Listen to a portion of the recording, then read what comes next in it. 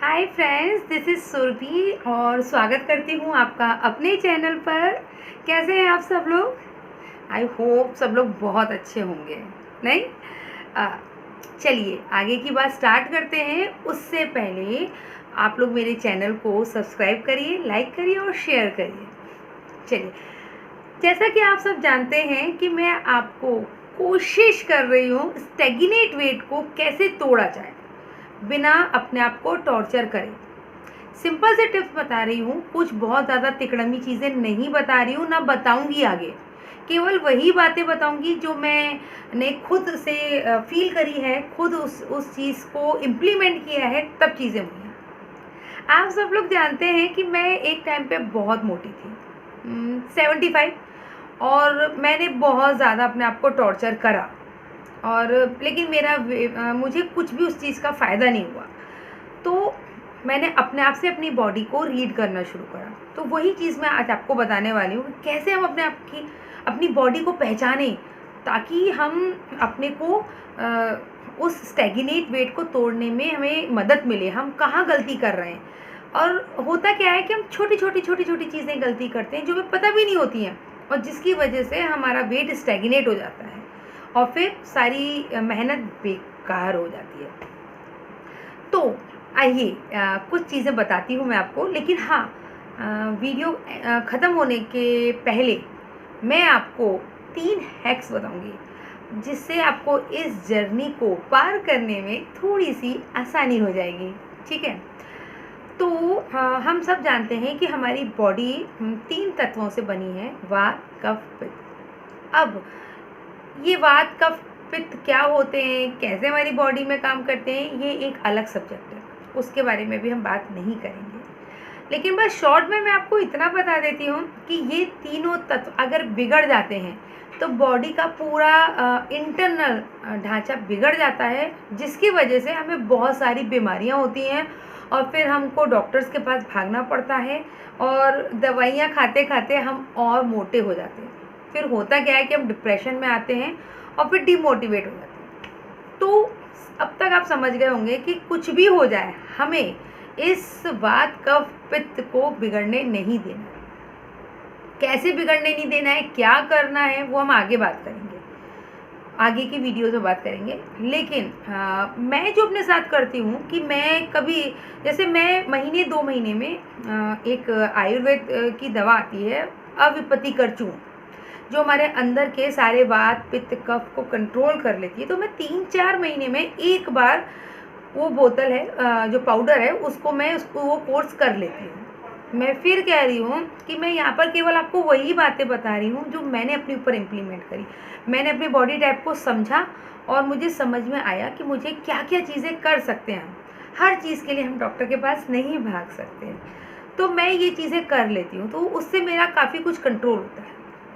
दूसरी चीज़, हमें stagnate wait को तोड़ने के लिए तो हमारे इंटरनल हो गया, क्योंकि हम सब जानते हैं कि हम ऊपर से कुछ नहीं कर सकते। भाई जिम चलेगा, ये चलेगा, लेकिन आप जब अंदर से आपका सारा डैमेज है तो आप ऊपर से कितना करेंगे, आपको फ़ायदा नहीं पड़ने वाला, या परमानेंट फ़ायदा नहीं पड़ेगा।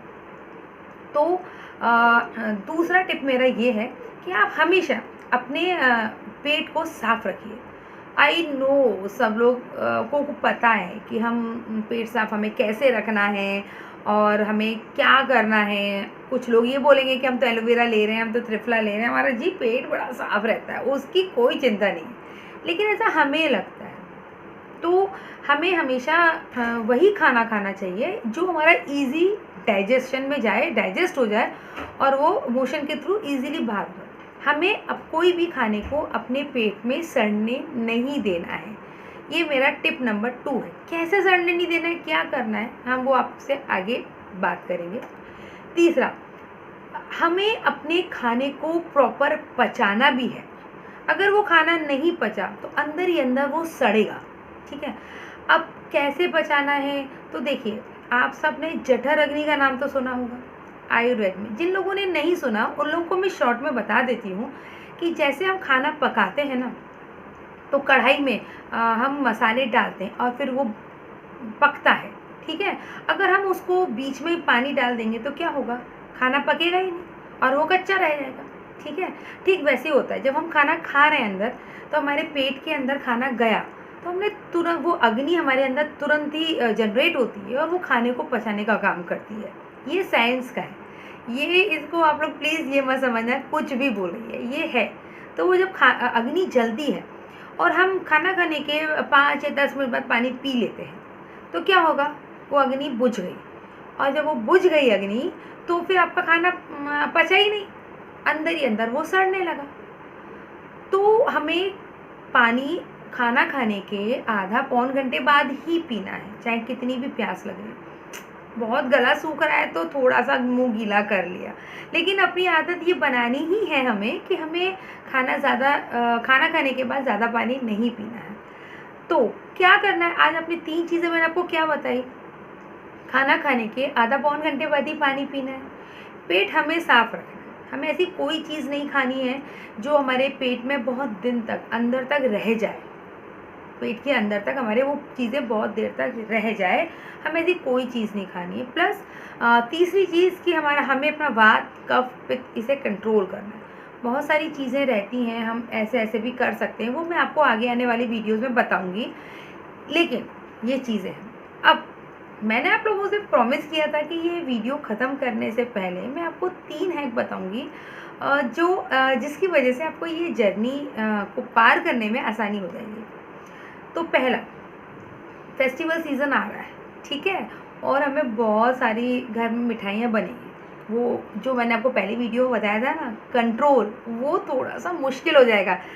तो क्या करें, मतलब खाना तो मैं भी अपना खो देती हूँ ना आपा, मैं ये बिल्कुल नहीं कह रही हूँ कि मैं बिल्कुल उस पर रहती हूँ। तो क्या करना है, तो ये फेस्टिव सीज़न आ रहे हैं ना, तो जिस दिन आप घर में लग रहा है कि भाई आज आप कुछ खा लोगे, या घर में इतना बन रहा है तला वाला, तो आप कुछ खा लोगे, तो आपको क्या करना है, खाना खाने से पहले आप ईसब घोल पी लीजिए। उसका रीज़न मैं आपको बताती हूँ। ईसब घोल जब हम पानी में घोलते हैं तो क्या होता है, वो चिकनी चिकनी जेली टाइप की बन जाती है, ठीक है। वो पूरी जेली हमारी आंतों में जाके चिपक जाएगी, राइट। और जब वो चिपक जाएगी तो जो हम ऊपर से हैवी मैदा एंड ऑल खाएंगे, तो वो हमारी आंतों पे नहीं चिपक पाएगी, क्योंकि उससे पहले हमारा एक कोट हो चुका है उस जेली का, ठीक है। नेक्स्ट मॉर्निंग ईसब घोल का काम है कि जितना भी पेट में गंदगी उसको खींच के ड्रेन आउट करना। तो जो भी आपने खाया वो सारा ड्रेन हो जाएगा, मगर ये हमेशा लागू नहीं होगा, कंट्रोल आपको करना है, ठीक है। दूसरा है, बहुत सारी मीठी और अच्छी अच्छी चीज़ें बनने वाली हैं, कंट्रोल सब कुछ नहीं होगा। क्या करना है, उन दिनों ग्रीन टी का इंटेक बढ़ा दीजिए, क्योंकि ग्रीन टी हमारे शुगर मेटाबॉलिज्म को फास्ट कर देती है। तो वो है क्या ये, ठीक है। और बहुत ज़्यादा अगर आपको हो रहा है और आपको बहुत मीठा खाने का मन कर रहा है, क्रेविंग हो रही है, तो आप टूथपेस्ट कर लीजिए। अब 3 बार आपको क्रेविंग हो रही है, अब तीनों बार टूथपेस्ट करिए, लेकिन उससे हमें मीठा खाने की क्रेविंग नहीं होगी, मतलब कम होगी। तीसरा, हमारे शुगर भी जाना ज़रूरी है, क्योंकि वो फ्यूल का काम करती है, ठीक है। तो हम क्या करें, तो हम जब सुबह उठते हैं ना, तो उठते से ही हम खजूर खा लें, या फिर हम अंजीर खा लें, किशमिश खा लें, ये सारी उसकी पूर्ति आप कर लें। अब उसका मतलब बॉस ये भी नहीं है कि मुट्ठी भर भर के खा लें, बस ये है कि हमारी जो डेफिशिएंसी रहेगी ना शुगर की, वो उसको फुलफ़िल कर देगी। तो बहुत हद तक आपको दिन भर शुगर की क्रेविंग नहीं होगी, बहुत हद तक। एक चीज़ और मैं आपको एक्स्ट्रा बता देती हूँ, वो ये कि आप लोग अपने खाने में शुगर को कट करके जो देसी खांड होती है ना, मिश्री, आप उसे इन्वॉल्व करिए।